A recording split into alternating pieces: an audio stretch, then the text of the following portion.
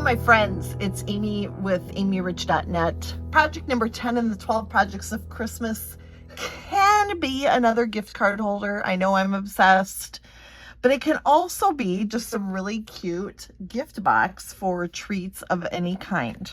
So we're going to create a gift box with the scalloped gift card boxes. And I will show you two options, one with just treats or a gift box, another with the gift card. So here we have the amazing gift card boxes, and they are scalloped on the flap, but that makes no difference right now. What we're going to do is stamp on them using the one-of-a-kind stamp set. I love this, and I recently did a Facebook Live video where I featured this stamp set with some embossing and some beautiful colors, which inspired me to do this project today using Versamark ink. And so I'm going to start with the large snowflake and the Versamark, and I'm just going to stamp on the box. Now there is a little bit of coating on this box, so it's not completely flat as far as like a flat paint or not shiny. So it's going to, I had to try it first, make sure it was going to do what I wanted it to do. But I'm going to fill in with some of the little snowflakes in the stamp set. And then I'm going to keep switching back and forth between those and the large snowflakes. Now, one thing I did notice when I was creating my sample is I'm going to want to go into the sections that look like maybe won't show, but they will. When I finished it and put it together, I'm like, oh, that does show. So I definitely want to keep stamping and filling in space, even out here in the flaps. I don't want to overlap though, so I got to be careful where I'm stamping. You probably, maybe you can see where they are stamping. I was like, oh, I bet you can't see, but you can. I see on my camera here that you can see that Versamark and how shiny it is. And we're just going to keep filling in white space as we go. So the idea here is that we are going to do some embossing with clear embossing powder. So stick with me, folks. This is a pretty one. And like I said, I want to go into those. I don't have to go all the way into here because that'll be in the inside of the box. But in order to get where all the places that I want to, it'll overlap a little bit. And notice I'm using my glass mat for this. You don't have to. It's just I wanted to have the possibility of wiping ink onto it, and you'll see what I mean when I move on to the next step. So we are almost finished stamping. I should probably get a little one in there too. I like stamping on the scallop too, I discovered. And then we'll do one more over here. Okay, then I'm going to bring in a scrap piece of, maybe just a grid paper. And that's where I'm going to dump my clear embossing powder, because it's such a large item that I am stamping and embossing. I'm just going to use this large piece of grid paper to make sure it's going to stay, the powder is going to stay for easy cleanup. But it's easy to cover, and it's easy to see if it's covered, so I'll have to get a couple more spots there. Oh, and then I just stuck my finger in another spot, so now we have to backtrack. All right. And I think I got all of the important spots. So I'm going to take this away and then start to heat.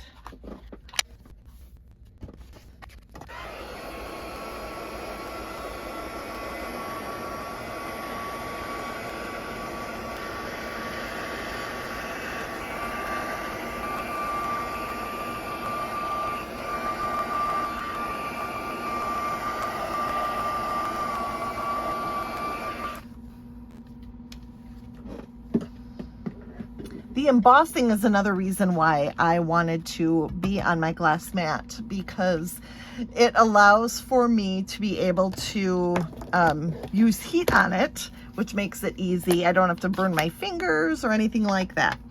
Next up, we are going to do some ink blending with our blending brushes, starting with Pool Party. Now on the project I did on Facebook, which I will share here on my other platforms at a later date, I was inspired to do some ink blending with watercolor on watercolor paper. Well, in this case, I'm just using my blending brushes to add Pool Party just all over, allowing the ink or the embossing to resist. And I'm going to kind of, I'm going to work from light to dark, sort of. I'm going to go from Pool Party to Balmy Blue. And then I'm going to finish up with some fresh freesia to add some purples in there. And I did a similar thing in my other project, but I used Highland Heather instead. So now I'm going to be switching to fresh freesia. And I'm not really using water like I did with the previous project. So if you saw that video, that live video, it will be a little bit different from that. So notice how I'm just doing an overall color in the Pool Party, leaving some lighter and some darker spaces. Next, I'm going to grab my Balmy Blue ink and use a smaller blending brush for no better reason than it had a little bit darker blues in it already. So I don't at this point have a color of blending brush for every color of ink we have. So I do like light blues, dark blues, you know, that sort of thing. So we are grabbing a different one and just blending that color in different places. So some of the whites I'm going to highlight a little bit more with the Balmy Blue. And I'm going to start with a light touch when I start, and then just get a little bit heavier as the ink pulls away from the blending brush. Okay, so you can see how those different color blues really complement each other nicely for a snowflake project. And we're going to get in a couple more spots here, going a little bit darker in some places than others. Okay, so I think we have a nice overall blue here. And then it's time to bring in our fresh freesia to add a little bit of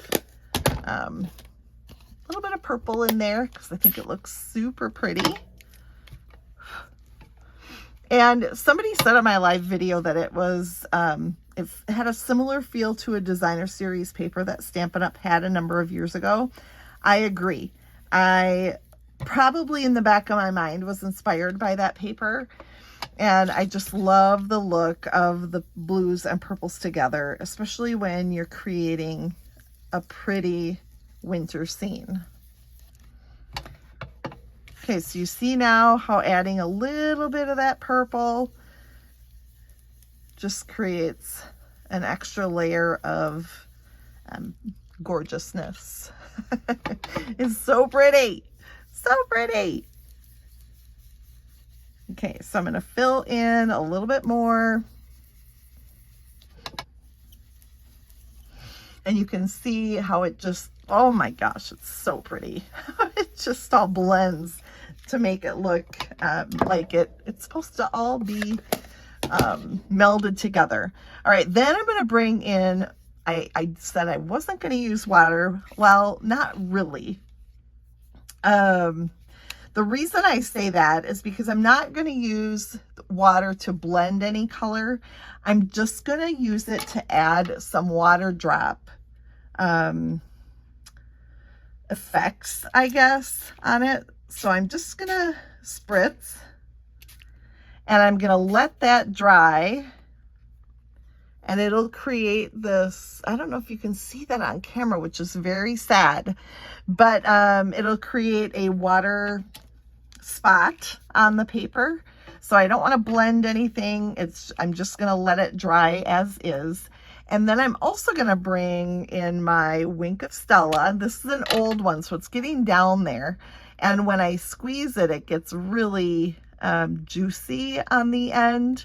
And then I'm going to use my finger, and I'm going to spatter some drops of Wink of Stella on there as well.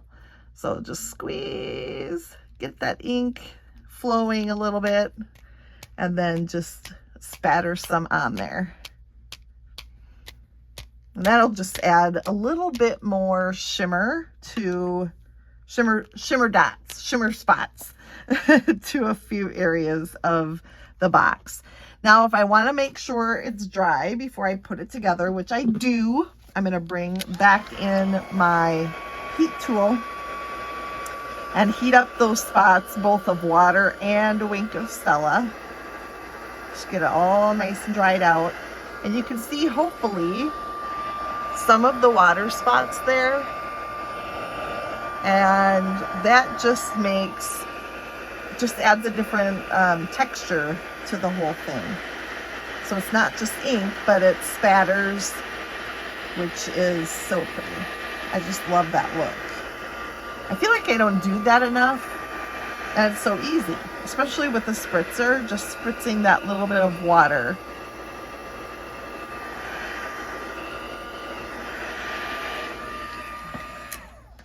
So what you see, and actually I probably don't have it quite dry yet, so I'm going to bring in, just grab my towel here,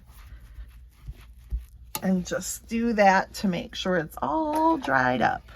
Okay, then we can put the box together, and I'm going to show you how easy that is. So it's got all these fold lines. So we're just going to start by folding on all of those.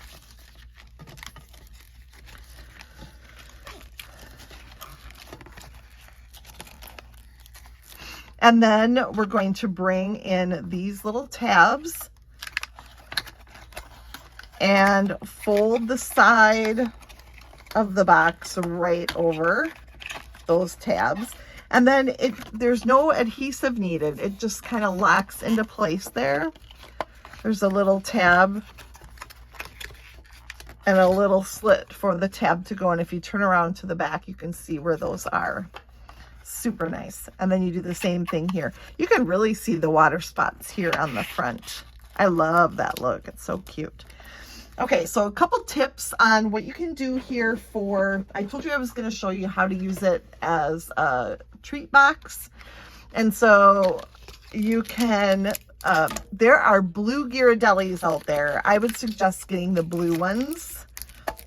You can fit 6. I have 4 in here, but you could fit 2 more. So Ghirardellis would be super cute in there. But also it can serve as a gift card holder. So let me show you that feature. We've got in the box set a piece of the same material that the box is made out of that has a couple slits in the corners. And for this, you can add your gift card. The corners slide in. You've probably seen that, that idea before. Okay. And then it can just sit up in there, and it's got this little extra piece that helps it to pop up out of the box. It can be just that simple. And then we can create the rest of the decoration for the box. Look at, even on my scallop, we have the little snowflakes. Remember, I was careful to do that. Then I've cut a piece of that gorgeous silver edged ribbon, and the rest is organdy. You know, it's super pretty. And then I have a piece of fresh freesia cardstock that I'm going to use as my tag. And to decorate my tag is going to be super simple. I've already put a lot of time and energy into the box. So now I'm using my snowflake topper punch, and I'm going to punch that topper there, and then I'm going to flip it, and I'm going to do the same thing to the other side so that we've got this cute little tag. And then the stamps that we're working with, one of a kind, has a to and from stamp. So I'm going to grab that and do a tone on tone, to from, just using some fresh freesia ink. So we'll go in and stamp the to from there. Easy enough to add, to write those names in there. Then I'm going to wrap my ribbon around. This is what's going to keep it closed. Now I will say, if you wanted to, you can tuck the scallop into the box and it'll stay just on its own. But I like that scallop showing. I made a lot of effort to get those snowflakes to show on there. So I'm going to just wrap up with a ribbon, which will serve to keep the scallops on the outside. And then I'm going to pull that ribbon through my tag.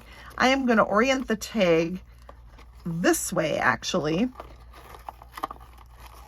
and then just tie this in a beautiful bow.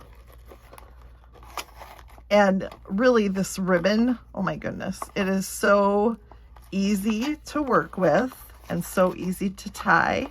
And then we've got that cute little tag and that gorgeous box with the emboss resist. So sweet. And I love that project number 10 showcases some different colors. We've been doing a lot of reds and greens, and I think blues and purples are perfect for our snowflake stamp set. Thanks for joining me for another in our 12 projects of Christmas. I will see you again for project number 11. We're getting down there, my friends. Looking forward to that, and I will see you soon for that. Don't forget to subscribe to my channel so that you can get notifications every time a new video is posted. Have a great Christmas season.